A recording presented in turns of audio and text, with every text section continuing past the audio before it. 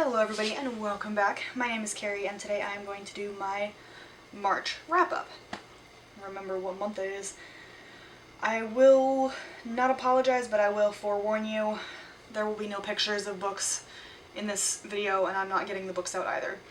I realized I told you guys I was going to get this to you last week. That didn't happen because life, and at the moment of filming I got my second COVID jab yesterday. So my arm, while sore, is not as bad as the first one, but I have been running an off and on fever all day and have been relatively tired.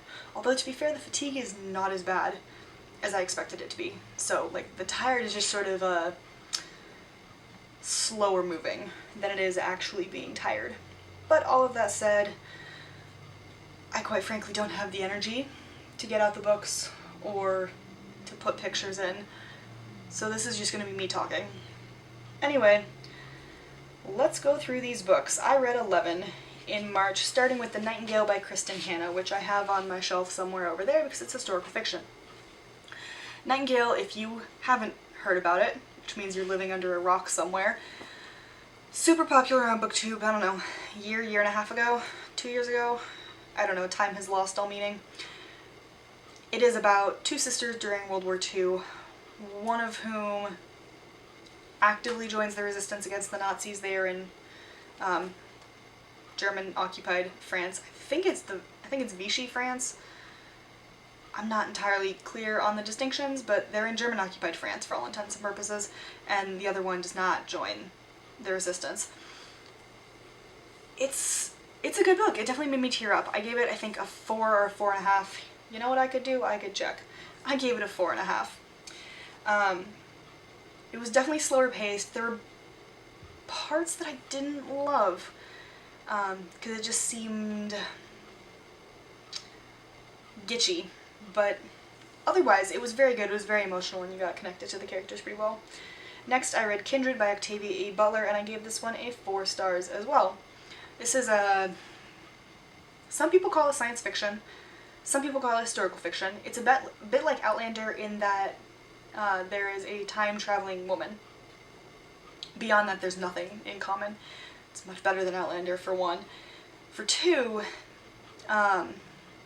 there's more explained about, well, actually no, there's less explained about how you get back and forth. I mean, it's sort of explained, it wasn't satisfactory to me, is probably what I'm trying to say more clearly.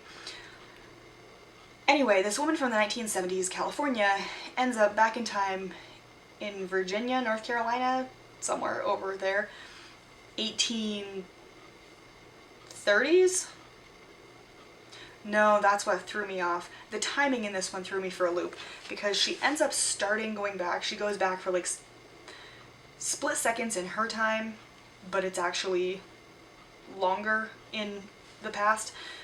I'm not explaining this well, I know this. Anyway, she goes back in time, and then she'll come back to her own time. So she starts when this person, Rufus, that sounds right, is like 4, and then the next time she goes back he's 14. And the time periods vary between each of her visits. They do explain how she gets there more as it goes on, and I thought it was really interesting to see how this woman, our main character is black, I probably should have mentioned that before because it's important, how a black woman from the 1970s, going back to the early 1800s, really the first half, deals with the racism and the discrimination and everything like that in her 2 different time periods, and how she sort of brings them together and how she tries to survive and what she has to do to survive. I thoroughly enjoyed it. It wasn't slow. The pacing was excellent. The reason I gave it 4 stars is because it just sort of,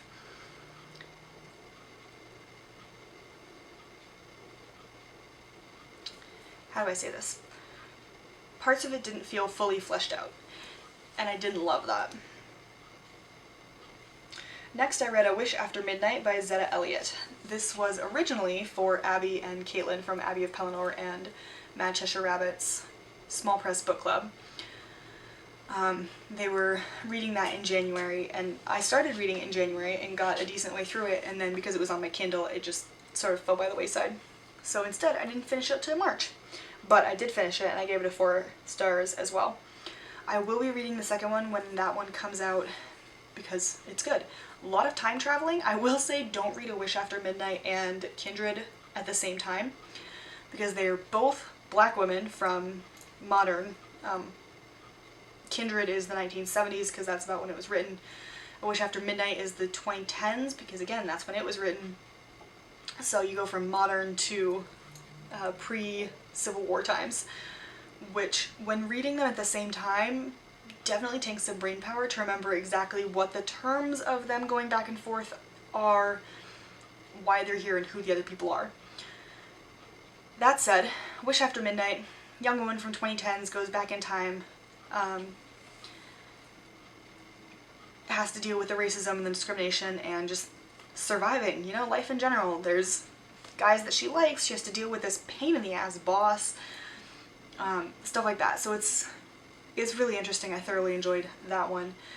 The part I disliked the most, and the reason I gave it 4 stars, is we got, God, a third of the book of her in the 2010s without any indication whatsoever of when we were going. The pacing that way just seemed incredibly slow, and I wish we could have either had flashbacks to the future or gone back in time faster. I didn't think we needed quite so much exposition, we'll say.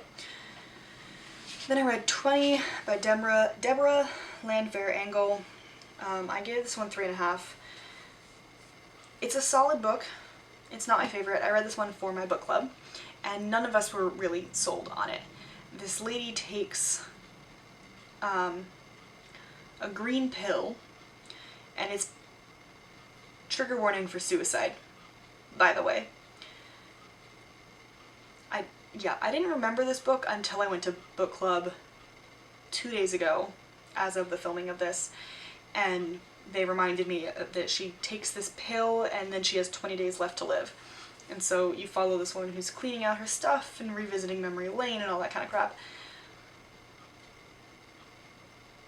In hindsight, I would probably put it down to a 3 because it did not stick with me for even a month. It's an interesting concept. It was very slow. The ending is like Inception, so there is no ending, and Then I read Other Words for Smoke by Sarah Maria Griffin. Now this one I liked. This I gave a 4.5 stars. I had buddy read it with Abby, again from Abby of Pelennor, who actually gifted me this book as well. It's about 2 kids, they're twins, in Ireland, and they go to visit their, I want to say she's their great aunt or great aunt, the distinction is really irrelevant. They go to her house for the summer. Their parents are having some issues and they're working that out. The story takes place over 2 summers, and so they go, and something really dramatic and dark and fantastical happens that first summer. And so you see these kids try to work out what puberty means for their bond, because they both feel like they're growing apart, and how it relates them to their great aunt and the woman who lives with their great aunt, and this person whose name keeps coming up, but we never really know, and what's happening to their parents, and just all of this kind of stuff. I actually really, really enjoyed it. There were bits, like, I wanted more. Both of us wanted more. Desperately wanted more. Because the world that Griffin has created is so brilliantly whimsical and dark at the same time that it is amazing. Yeah, so that was probably my biggest, and that wasn't even a complaint because the world was still amazing, even within the book itself. But it did take me a little bit to get into it.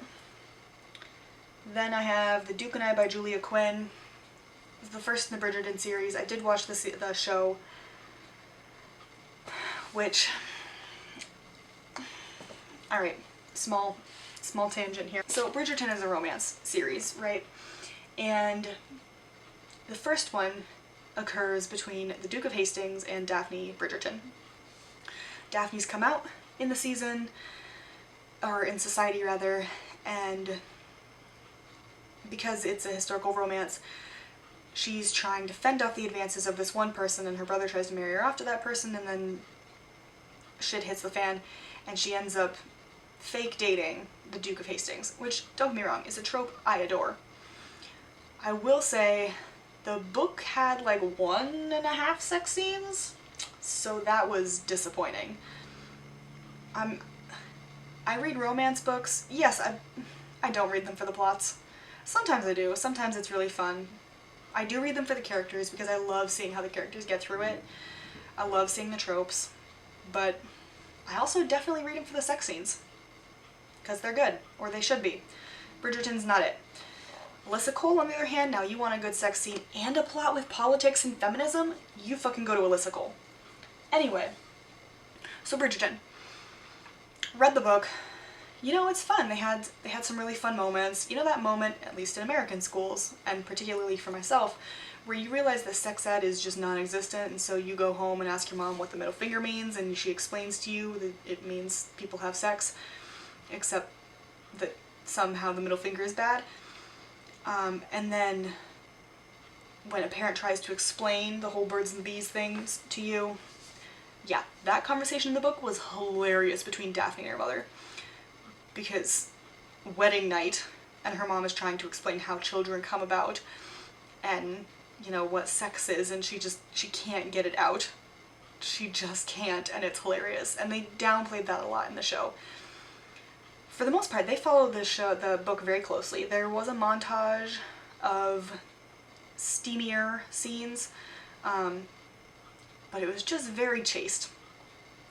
And there's nothing wrong with chaste. It's just, A, it's not what I go for, and B, it was just very boring. I will say the guy who plays the Duke of Hastings is delicious, but also on Bridgerton there's chemistry between so many same-sex couples that I just want them to go queer. And I know that they won't, because the book series is hetero like nobody's business. But honest to God, if you're gonna go away from a book, that's the direction to go. Anyway, and just one other side note on the show, they do claim to be colorblind, and some people have said it's a parody show, but then they mention, like, oh, well, King George married one of us, because the Queen Charlotte in the show is portrayed by a person of color. Not entirely clear, but at any rate. And there's 2 comments in the show that mention racism or being black at all. And to be honest, nobody needed that. They could have just taken it out and it would have been so much better. There's no undertone of, like, racism or its problems in the book because they focus so much on the romance. So we could have just cast anybody and their mother in the show and not ever had those 2 comments, and it would have been fine and dandy and nobody would have a problem with it. I don't think. Take it with a grain of salt. But the show is overall enjoyable. I don't like Anthony, so I won't watch the 2nd season. So I am. But yes, all of that said, I read it. I think I would go back and make it a 3. It's your stereotypical romance book, and it's not the kind of romance book I would have gone for once I started figuring out what romance I liked, which, you know, was 10 years ago now. Then I read The Audacity of Hope by Barack Obama, and I gave it 4 stars. Again, it's good. It wasn't mind-boggling or life-affirming or whatever. It was a solid book. It was well written. I learned a fair bit. And I enjoyed that. I enjoyed looking at it, particularly from the aspect of, oh, hey, he's been president for 2 terms, or he was president, rather, and then saw the country get run into the ground. So I definitely enjoyed that aspect of it, because he wrote it when he was running for senator, right after he'd been elected as senator, 2008. So, 2008? No, 2006, sorry. He wrote it in 2006. Which obviously hindsight has a great deal to offer, and it was fascinating in that sense. Then I read The Rage of Dragons by Evan Winter and gave this one a 4.5 as well, and the problem I had with this one was the ending. The ending was unsatisfactory. It's supposed to be a revenge story, and it gets derailed a little bit at the end, far too easily, I think. But there is another book coming out, or out, I'm not entirely clear, I gotta go check on that. And so I am very excited because I love the way this story is written. There are dragons, there are sorcerers, basically, and the world building and the magic system are so beautifully written. It is just gorgeous. So if you want dragons and war, go check out this book because it's phenomenal. I read The Exile by Diana Gabaldon and illustrated by Huang Wen. It is a graphic novel of Outlander. I gave it 2.5. Need I say more? Then I read Braiding Sweetgrass by Robin Kimmerer, which I gave 4 stars. It was a good book. It was long, but it was good, and I learned a lot. So I enjoyed that. It just, again, not super life-changing. And then the last one I read was Girl Stop Apologizing by Rachel Hollis. I gave this one 3. I think it's a solid self-help book, but it reminded me why I don't like self-help books. Many of them tend to be, well, you have to do X, Y, Z because it worked for me. I'm like, fuck you. I'm gonna go find what works for me, and it's not gonna work for you because I'm different. We are all different. We are all unique snowflakes, so up yours, boomers. Hi. I'm bitter and have no filter today. It's fine. I understand why people like self-help books. Actually, that's a lie. I don't understand why people like self-help books, but I know that they do. I also recognize that people don't know why I like Elizabeth I so much. So, like, again, we're all different. She had some valid points and some points that I've heard from my health coach. Again, Courtney, Summit Coaching. There we go. Go check her out. Leave it linked down below. I just don't like the tone of most self-help books, and particularly not the ones that tend to end up on the bestseller list or in everybody's conscious view. They tend not to be my thing. But that's okay. I've now read it, and I'm willing to try more, so we're gonna see how things go, because I've got at least one on my current ridiculous stack for hopefully the next 3 weeks. Anyway, that's all I read in March. I hope you enjoyed, and I will see you in the next video. Bye.